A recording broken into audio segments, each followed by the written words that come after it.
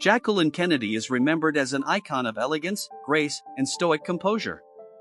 But beneath the pillbox hats and polished smile was a woman of complex contradictions, secret habits, and behavior that sometimes shocked even those closest to her. From spiritual seances to strange obsessions with death, Jackie's private world was far stranger than the American public ever knew. Let's dive into 10 of the most bizarre, secretive, and scandalous things Jacqueline Kennedy ever did. Number 1. The White House Seance, Jackie's ghostly obsession with Lincoln. In early 1962, Jacqueline Kennedy developed a deep fascination with Abraham Lincoln. According to White House staff and later biographers like Sarah Bradford, Jackie invited psychic mediums to the Red Room in an attempt to summon Lincoln's spirit. Her obsession followed the completion of the White House restoration, where she insisted Lincoln's bedroom be preserved with almost religious reverence. One staffer claimed, she said Lincoln had known sorrow, she believed he would understand hers. In one particularly bizarre account, Jackie allegedly conducted a seance while wearing a replica of Mary Todd Lincoln's black lace shawl, whispering questions into the candlelight. A close friend, Gore Vidal, later suggested she felt a spiritual bond with Lincoln, whom she saw as a tragic martyr like her husband. White House Chief Usher J.B. West later confirmed in his memoir Upstairs at the White House that the First Lady was convinced Lincoln had never left. Whether this was grief, theater, or something more supernatural, it left those around her unsettled. Was Jackie trying to speak with ghosts, or escaping a crumbling marriage and looming tragedy? Number 2. Her closet full of bloodied clothes. After JFK's assassination in Dallas on November 22, 1963, Jackie refused to throw away the infamous pink Chanel suit stained with her husband's blood.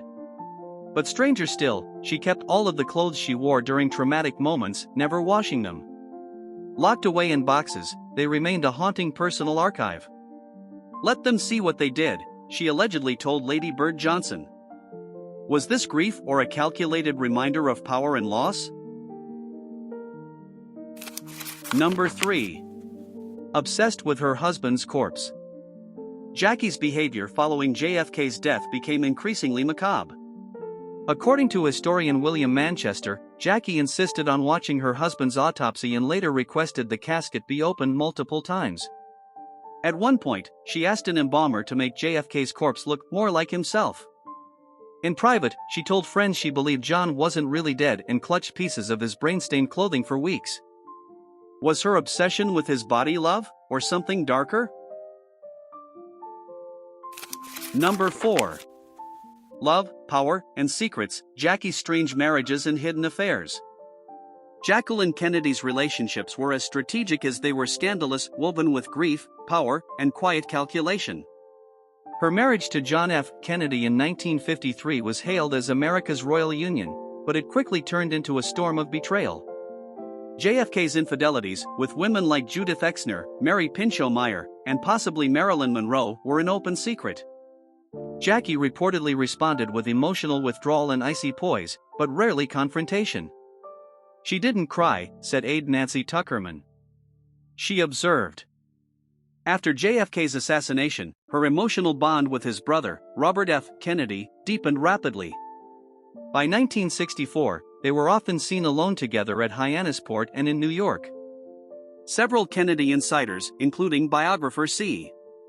David Heyman, claimed their relationship turned sexual. Secret Service agents noticed Jackie frequently visited Bobby's residence, wearing mourning black. She transferred her love and loyalty to him, Heyman wrote. Their rumored affair ended only after Bobby's 1968 presidential campaign, a move Jackie saw as betrayal. She later said, "I begged him not to run. I knew they'd kill him too."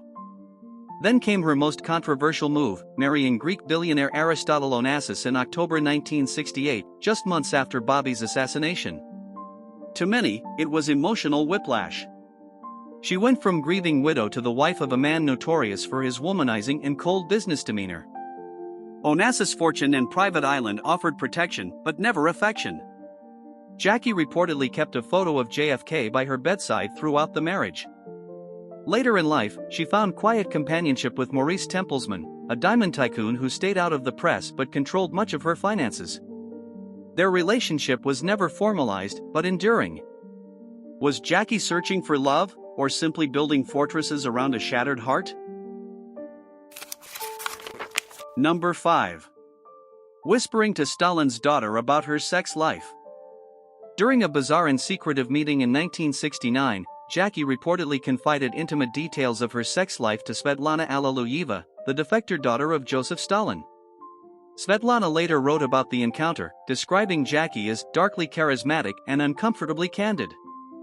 Jackie allegedly said she felt like a geisha in a political harem and even joked about choosing between power and pleasure.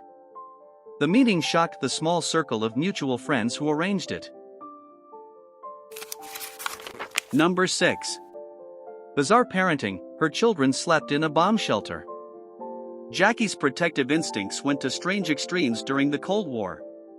In 1962, she ordered that John Jr. and Caroline practice sleeping in a private bomb shelter beneath the White House lawn. The space was equipped with radiation food kits, gas masks, and storybooks. Caroline later said she remembered it as cold, lonely, and full of shadows. Jackie insisted it was necessary to make survival part of their imagination. Number 7. Her strange Greek island rituals. During her marriage to Aristotle Onassis, Jackie developed eccentric habits on Scorpios, his private Greek island. Locals reported that Jackie swam nude at night in the Ionian Sea and conducted silent dinners where no one was allowed to speak. She would reportedly walk the beaches alone for hours, muttering to herself in French. Staff members called her behavior ghost-like, while Aristotle called her my Sphinx in mourning. Number 8. The first lady who smoked in the shadows, Jackie's threepack secret. To the public, Jackie Kennedy was the epitome of grace, always poised, serene, and ladylike. But behind closed doors, she was a chain smoker, consuming up to 3 packs of Salems per day. Even during her pregnancies with Caroline and John Jr., Jackie reportedly continued to smoke, citing nerves and confinement. Her addiction began in boarding school and only intensified in the White House. According to biographer Christopher Anderson, Jackie after Jack, staff were under strict orders to hide ashtrays when photographers visited. Jackie would even bribe staff with gifts to destroy any photos that captured her smoking. In television interviews, a designated aide stood just off camera with a lit cigarette, which Jackie would quickly puff on during breaks. Despite the secrecy, insiders knew the truth. Her voice, raspy and low, became part of her mystique. "I smoke," she once admitted to a close friend. "I just don't smoke in public."